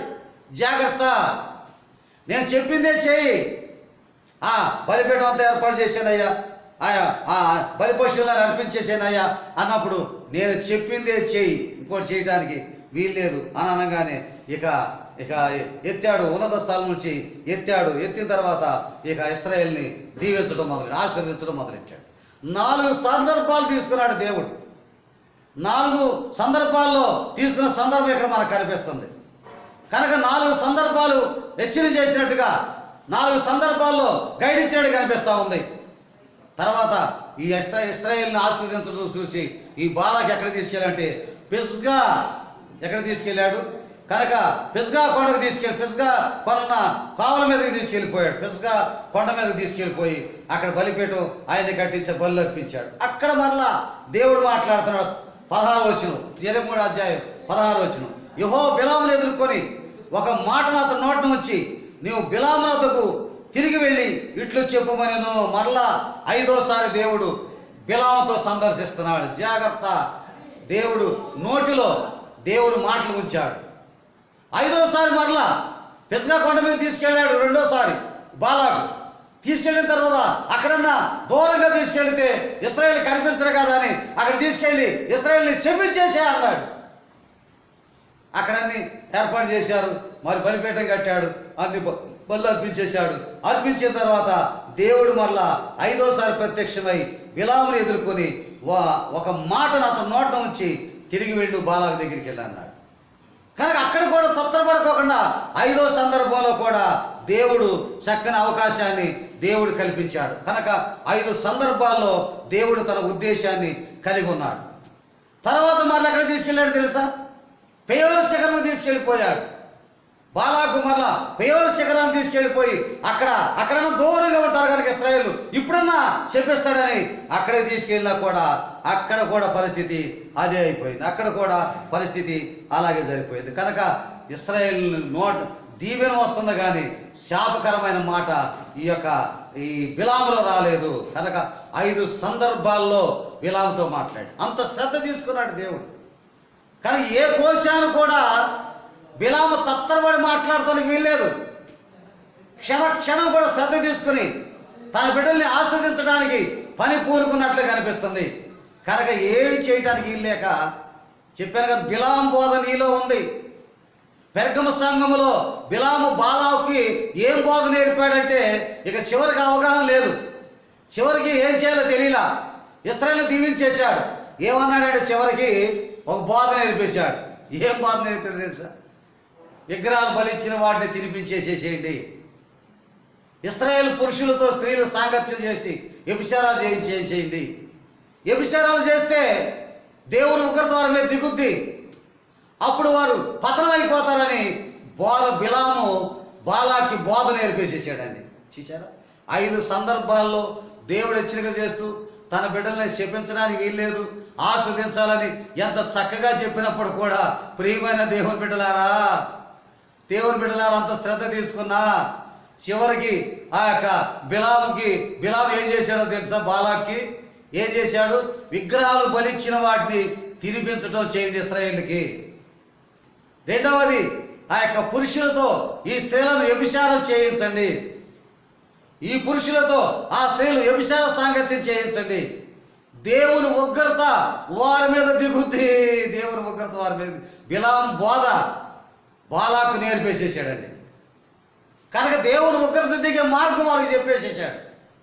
చెప్పేసిన తర్వాత ఆ బిలాము బోధకి ఆ బాలాకు నేర్చుకుని అలా చేయించడం ప్రారంభించేశాడు. ప్రారంభం చేస్తే 20 అధ్యాయంలోకి వెళితే ఇశ్రాయేలు షిత్తీములో దిగి ఉండగా ప్రజలు మోయాబు రాణులతో వ్యభిచారం చేయటం ప్రారంభించారు. ఆ స్త్రీలతో తమ దేవతల బలులను ప్రజలను ఆ బలులను ప్రజలను పిలువగా వీరు భోజనం చేసి వారి దేవత నమస్కరించిరి. అట్లు ఇశ్రాయేలు బయలుపొడితో కలుసుకున్నందున వారి మీద యెహోవా కోపము రగులు కొనెను.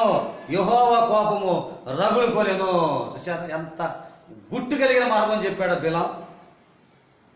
5 సందర్భాల్లో దేవుడు హెచ్చరిక చేసిన, క్షణక్షణం ప్రత్యక్షత చూపించిన చివరి బాలకు ఏమి లేదయ్యాక నా చేతిలో ఏమి లేదు, నేను నా నోటితో ఆశీర్వాదం వచ్చినవే కానీ శాపకరం వచ్చిన లేదయ్యా, నేను చేయగలిగింది ఏమి లేదు మహారాజా, నేను కూడా రాజవంశంలో పుట్టిన వాడిని కనుక ఎదోము దేశంలో ఉన్న రాజవంశంలో పుట్టిన వాడిని.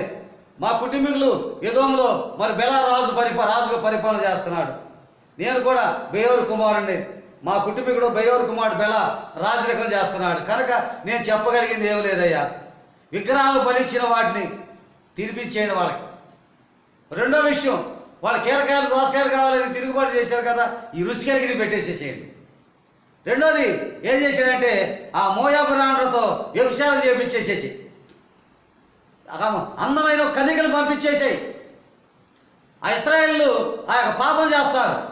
అప్పుడు దేవుడు తెగులు తెలుస్తుంది, పతనం అయిపోతారు, నువ్వు వారి మీద పడి జయించేయచ్చు అని ఒక మర్మపరమైన విధానాన్ని చెప్పేసేసాడు. చెప్పేసిన తర్వాత ఏం జరిగింది? అలాగే జరిగింది. జరిగిన తర్వాత ఎంతమంది తెగులు వచ్చి 24,000 మంది ఇశ్రాయేలు కూలిపోయారు. బిలాము నేర్పిన ఈ పద్ధతిని బట్టి ఇశ్రాయేల్లో ఎంతమంది కూలిపోయారు? 24,000 మంది కూలిపోయారు. 24,000 మంది కూలిపోయారండి. 24,000 మంది కూలిపోయిన సందర్భం ఇక్కడ మనకు కనిపిస్తూ ఉంది. ఎంత ఆశ్చర్యకరమైన విషయం. కనుక మోషే యుద్ధం ప్రకటించేశాడు 31వ అధ్యాయంలో. కనుక 24,000 మంది తెగులు ఆరిపోయిన తర్వాత ఎవరి ద్వారా తెగులు వచ్చిందో వాళ్ళని చంపేసేసేసారు. ఎవరు మోయాబు స్త్రీలతో వ్యభిచారం చేశారు, ఎవరి సందర్భాన్ని వాళ్ళు బయటికి లాగారు, వాళ్ళని చంపేశారు, తెగులు ఆగిపోయింది. అప్పటికి 24,000 మంది చచ్చిపోయారు ఇశ్రాయేలు. బిలాము నేర్పిన బోధ 24,000 మంది సరిపోయారు. మోషే యుద్ధం ప్రకటించేశాడు. ఇక యుద్ధం ప్రకటించేసిన తర్వాత 31వ అధ్యాయం సంఖ్యాకాండం 31వ అధ్యాయంలో ఈ యొక్క మిద్యాను రాజుల్ని 5 రాజుల్ని అంతమొందించేసేసాడు. ఇశ్రాయేలు జనాంగం మిద్యాను రాజులను 5 రాజులను అంతమొందించారు. బిలామును కూడా చంపేసేసారు. అంతే, బిలాము ప్రవక్తలు కూడా చంపేసేసారు. బిలాము ప్రవక్త కూడా బ్రతకోకుండా చంపేసినట్లుగా మనకు కనిపిస్తూ ఉంది. బిలాము ప్రవక్తలు కూడా చంపేసేసారు. కానీ బిలాము నేర్పిన బోధ ఏమిటంటే, ఇప్పుడు అర్థం ఎక్కడికి వద్దాం? ప్రకటన గ్రంథంలోకి వద్దాం. ప్రకటన గ్రంథం బిలాము నేర్పిన బోధ ఏమిటో ఆ యొక్క 2వ అధ్యాయం 14 వచనం. కనుక అయినా నీ మీద కొన్ని తప్పిదములు మోపవలసినది, అదేమనగా విగ్రహములు బలిచ్చిన వాటిని తిన్నట్లును జారత్వము చేయటట్లును ఇశ్రాయేలుకు ఉరియట్టుమని బాలాకు నేర్పిన బోధను అనుసరించేవారు నీలో ఉన్నారు. ఎలా ఉన్నారు? ఫోన్ నెంబర్ కూడా రాసి, నీలో ఉన్నారు. ఈ ఫోన్ నెంబర్ రాసి, నీలో ఉన్నారు. బిలాము నేర్పిన బోధ పెరకము సంఘములో నేర్చుకుని ఉన్నారు. ఈ ఫోన్ నెంబర్ కాగితం మీద రాసి, బిలాము బోధ నేర్చుకుని ఉన్నారు. బిలాము ఏం నేర్పాడు? విగ్రహములు బలిచ్చిన వాటిని తిన్నట్లును వ్యభిచార పాపాలు జరిగినట్లును బిలాము బోధ.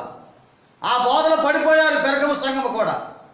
పెరకము సంఘస్థులు కూడా అది బిలాము నేర్పిన బాలాకు బిలాము నేర్పిన బోధన అనుసరించేవారు నీలో ఉన్నారు. అంటే ఆ రోజున ఇశ్రాయేలు జనాంగంకి 24,000 మంది తెగులు చేత సరిపోయారు. అలాంటి కారణం ఏమిటంటే, అలాంటి బిలాము బాలాకు నేర్పిన బోధ, బిలాము ఏం చేయలేక చివరి బాలాకి బోధ నేర్పించారు. ఆ బోధ నేర్పిన బోధ ఏమిటి? విగ్రహాలు బలిచ్చిన వాటిని తినటం, విగ్రహాలు బలిచ్చిన వాటిని తినటం, వ్యభిచార పాపాలు నిమగ్నం అయిపోవటం, ఇలాంటి చేయటం వల్ల ఆ యొక్క ఆనాటి దినాల్లో తెగులు ఎలా వచ్చిందో ఈరోజు కూడా మీ పరిస్థితి అలాగే అయిపోయింది. తప్పు ఇది జరిగింది.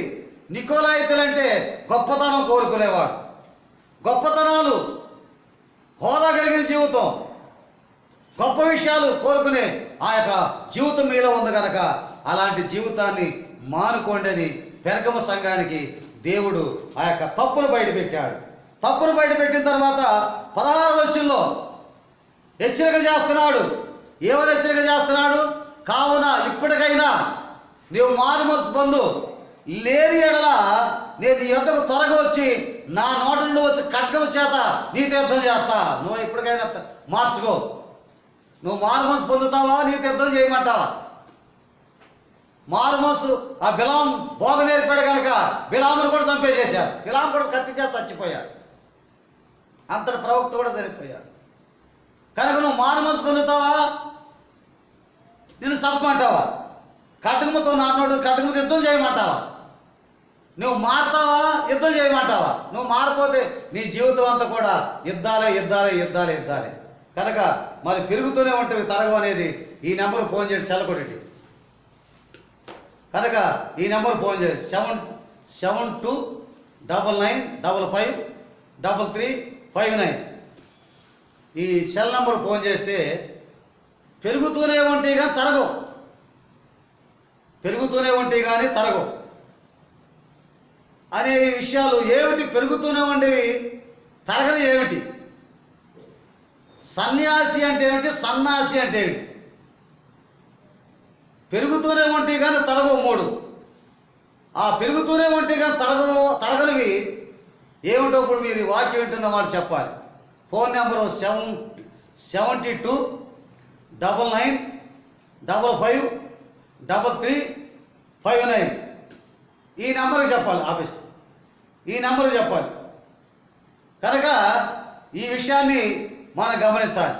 ఏ విషయాన్ని గమనించాలి? కనుక ఈ సంఘం ఎప్పుడో సంఖ్యాకాండంలో జరిగింది, పెరుగుతూనే ఉంది.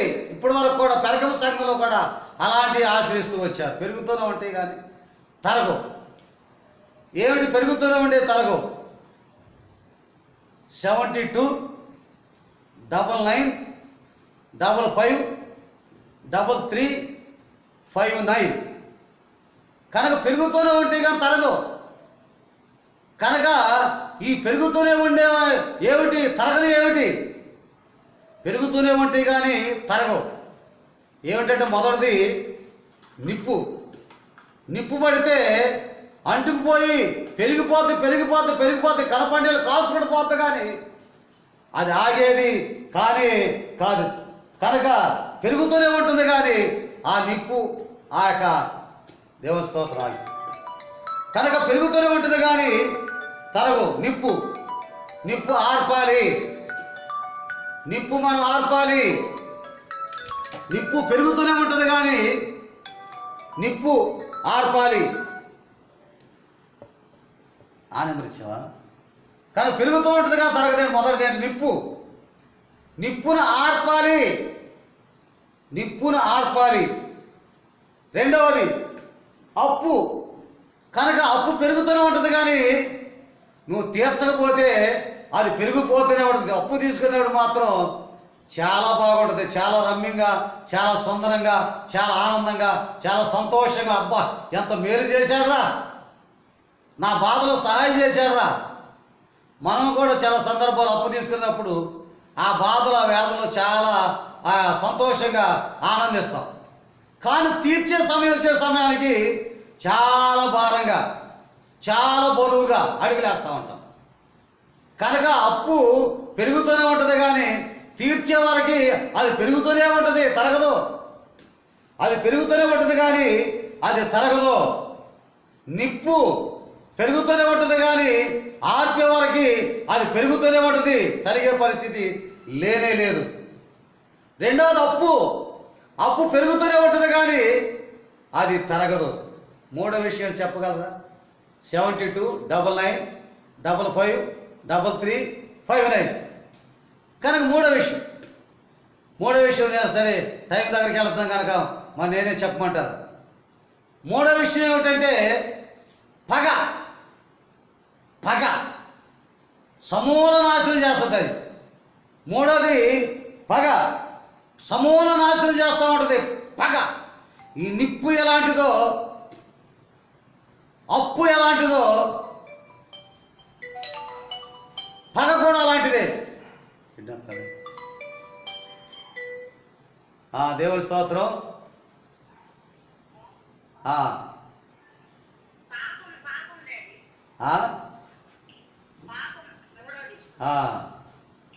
సరే, వెరీ గుడ్. పాపం కంటే ముందు పగ. పాపం అనేది ఏ పాపం అనేది తెలియదు కదా. కోపమా, ద్వేషమా, మరి దొంగతనమా, పాపం అనేది చాలా అర్థాలు వస్తాయి. కానీ అది పెరుగుతూ ఉంటుంది. కానీ అది దానికంటే అదన్నా ఆగిపోతుంది కదా, పగ మాత్రం ఆగదు. కానీ పగ. మూడోది ఏంటి? పగ. పగ పగ పెట్టుకున్నావా సమూల నాశనం చేసేస్తుంది నిన్నంతే. నాశనానికి కారకులు చేసేస్తుంది పగ అనే పాపం. ఈ పగ అనే పాపం నీలోకి వచ్చేసిందా సర్వనాశనం చేసేస్తుంది అంతేక, పైకి లేచే పని లేదు. కనుక నీలో పగను తీసేసుకోవాలి. బిలాం పగబోనాడు. 5 సార్లు దేవుడు ప్రత్యక్షమైనా ఇశ్రాయేలు మీద పగబోని చివరికి బోధ నేర్పాడు. ఆ బోధన బిలాము నేర్పాడు. ఆ బిలాం ఉపయోగించాడు. ఇశ్రాయేలు జనం 24,000 మంది అతులైపోయారు, తెగులు చేత చచ్చిపోయారు. దైవజనుడు ఆ యొక్క ఉన్నారు కనుక ఆ సమయంలో తెగులు ఆగిపోవటానికి మార్గాలు చూపించారు. ప్రధాన యాజకులు ఉన్నారు కనుక ఆ తెగులు ఆరిపోవటానికి అవకాశాలు చూపించారు. తెగులు ఆగిపోయింది. ఎంత గొప్ప ధన్యత మనం ఆలోచించాలి.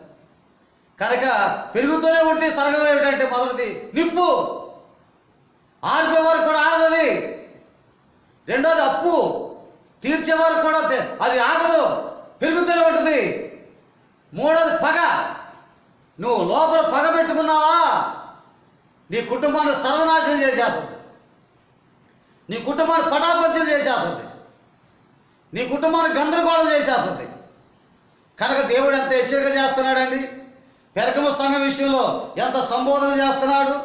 ఆ లోకంతో కలిసిపోయిన సంఘానికి దేవుడు ప్రభువు నామం కలిగిన వాడు ఆ సందేశం ఇస్తున్నాడు. 200 కటకం కలిగిన నామం కలిగిన వాడు సందేశం ఇస్తున్నాడండి. చరిత్ర చూస్తే కాన్స్టెంట్ అనే రాజు తల్లి ద్వారా, ఎలీనా తల్లి ద్వారా మార్చబడి సంఘం స్థిరపడటానికి అవకాశం కల్పించాడు. డిసెంబర్ 25వ తేదీన క్రిస్మస్ దినాలు జరపడానికి ఈ యొక్క కాన్స్టెంట్ రాజు ద్వారానే డిసెంబర్ 25వ తేదీన ఆ పండుగ దినాలకు జరిపించడానికి దారి ఏర్పాటు చేశాడు. సంఘం స్థిరపడటానికి కొంత అవకాశం ఇచ్చాడు. అంతేకాకుండా ఆ యొక్క మెచ్చుకునే సంఘం అయిపోయింది. అది దేవుడు మెచ్చుకున్నాడు. ఆ సంఘములో ప్రాణత్యాగం చేసిన అంతిపోయిన వాడు ప్రాణత్యాగం చేసి చచ్చిపోవడానికి సిద్ధమయ్యాడు, కానీ వెనకంజి వేయలేదు. దేవుని నామం చేపట్టిన వారు ఉన్నారు, విశ్వాసాన్ని విసర్జించిన వారు ఉన్నారు. కానీ 14వ వచనంలో వీళ్ళ తప్పేమిటో బయట పెడుతున్నాడు. బిలాం నేర్పిన బోధ ఈ సంఘములో ఉంది. ఈ సంఘంలో తప్పుదిద్దుకో. 16వ వచనం హెచ్చరిక చేస్తున్నాడు. కనుక మారుమనసు పొందు, లేకపోతే నేను ఎత్తుకొచ్చి కటకము చేత నీతో యుద్ధం చేస్తాను. కనుక నువ్వు మారుమనసు పొందుతావా? నేను నీతో యుద్ధం చేయమంటావా? నువ్వు మారుతావా? నీ కుటుంబ యుద్ధాలు సంవింపజేయమంటావా? ఎఫెసీ సంఘానికి ఏమన్నాడు? నువ్వు మారుమనసు పొందుతావా? నీ దీపస్తంభం తీసివేయమంటావా అన్నాడు. నువ్వు మారుతావా? నీ ప్రాణం తీసివేయమంటావా అని హెచ్చరిక చేశాడు. మొదటి సంఘం దెబ్బతినిపోయింది. రెండో సంఘం తప్పు లేకుండా కాపాడుకుంది. మూడో సంఘంలో కూడా ఇక్కడ తప్పు కనిపించింది, పొరపాటు కనిపించింది. దేవుడు హెచ్చరిక చేస్తున్నాడు దిద్దుబాటు చేసుకోమని. కానీ హెచ్చరిక చేసినా కూడా దిద్దుబాటు మారుమనసు పొందని, తప్పు దిద్దుకోని దిద్దుబాటు అవకాశం ఇచ్చాడు. హెచ్చరిక చేస్తున్నాడు మారుమనసు పొందు, దిద్దుబాటు మారుమనసు పొందని హెచ్చరిక. లేకపోతే నా కటకము చేత నీతో యుద్ధం చేస్తాను. ఎప్పుడు కూడా నీ కుటుంబం యుద్ధాలే, పోరాటాలే. కనుక నువ్వు మారుమనసు పొంది దిద్దుబాటు చేసుకుని మారితే నేను నీకు జీవ కిరీటం బహుమానం ఇస్తాను. ఏం బహుమానం ఇస్తాను? 17వ వచనంలో బహుమానాలు ఇస్తున్నాడు. ఏం బహుమానం ఇస్తారు? జయించమని మరుగైన మన్నాను పూజింపరెత్తాను. కొత్త పేరు, నీ పేరు పరలోకంలో పేరు రాయబడద్ది. మన్నాను పూజిస్తావు కనుక దేవదూతలు పూజించిన మన్నాను పూజిస్తావండి. దేవదూతలు పూజించే మన్నాను పూజిస్తావు. క్రొత్త పేరు, పరలోకంలో దేవుడు నీకు క్రొత్త పేరు ఇస్తాడని బహుమానాన్ని ఇస్తున్నాడు. దేవుని యొక్క ఆశ్చర్యకరమైన విషయం. సన్యాసి అంటే ఇందాక చెప్పాను కదా, అన్నీ వదిలిపెట్టిన వాళ్ళని సన్యాసి అంటారు. అన్నీ వదిలిపెట్టి వెళ్ళిపోయిన వాళ్ళని సన్యాసి అంటారు. కనుక మనం వదిలిపెడితే సన్నాసి అంటాం. మనల్ని వదిలిపెట్టేసి మన మాట లెక్క చేయకపోతే మరి సన్నాసి అంటాం. సన్నాసి వేరు, సన్యాసి వేరు. సన్యాసి అంటే అన్ని వదిలిపెట్టేసి వెళ్ళిపోయి భార్య పిల్లలు ఎవరు లేకుండా, కుటుంబం లేకుండా, ఏమీ లేకుండా, ఏది పట్టించుకోకుండా దేశ సంచారం చేసేవాళ్ళు సన్యాసి అంటారు. ఏ భారం లేకుండా. సన్యాసి అంటే మనం చెప్పిన వాటి వదిలిపెట్టేసి మనం చెప్పిన మాట వినకపోతే సన్యాసి అంటారు. సన్యాసి వేరు, సన్యాసి వేరు. కానీ ఇప్పుడు సంఘం అన్ని విషయాల్లో దేవుని హెచ్చరికలు మర్చిపోయింది, దేవుని దిద్దుబాటును మర్చిపోయింది. పెరగమ సంఘము కూడా బలహీనమైపోయింది. పెరగమ సంఘము కూడా తప్పును దిద్దుకోలేకపోయింది, బహుమానాన్ని పొందలేకపోయింది. ప్రియమైన దేవుని బిడ్డలారా, పెరగమ సంఘములో ఉన్న అవిధేయతలు మనం దిద్దుబాటు చేసుకుంటే, పరిశీలన చేసుకుంటే దేవుడు మహత్తరమైన అనుభూతిని దేవుడు తప్పనిసరిగా ఏర్పాటు చేస్తాడు. తప్పనిసరిగా దేవుడు మార్గాన్ని కలిగిస్తాడు.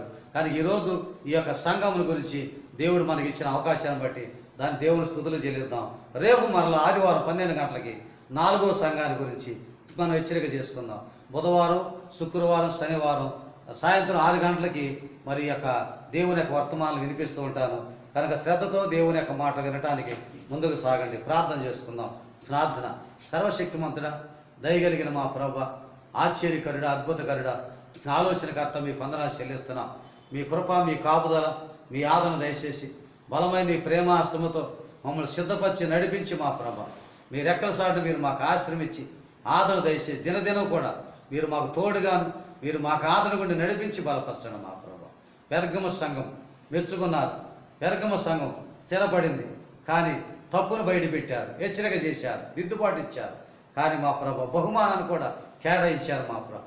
మీ కృపతో, మీ కాపుదలతో పెరగమ సంఘం లాంటి సంఘముగా మేము పరిశీలన చేసుకుని ముందుకు సాగటానికి నీ బిడ్డలమైన మా పక్షాన మీరు తోడుగుండి మీ కరుణాత్మత మమ్మల్ని సిద్ధపరిచి ఆదరించి నడిపించి సహాయం చేయగలని మా కొరకు శిలువ మీద మరణం పొంది తిరిగి యేసుక్రీస్తు నామములో అడుగుతున్నాము తండ్రి. ఆమేన్. తండ్రి యొక్క ప్రేమ, కుమారుని కృప, పరిశుద్ధాత్మ దేవుని యొక్క నిత్య సావాసం మా అందరికి ఎల్లప్పుడూ తోడుగుండును గాక. ఆమేన్, ఆమేన్, ఆమేన్, ఆమేన్.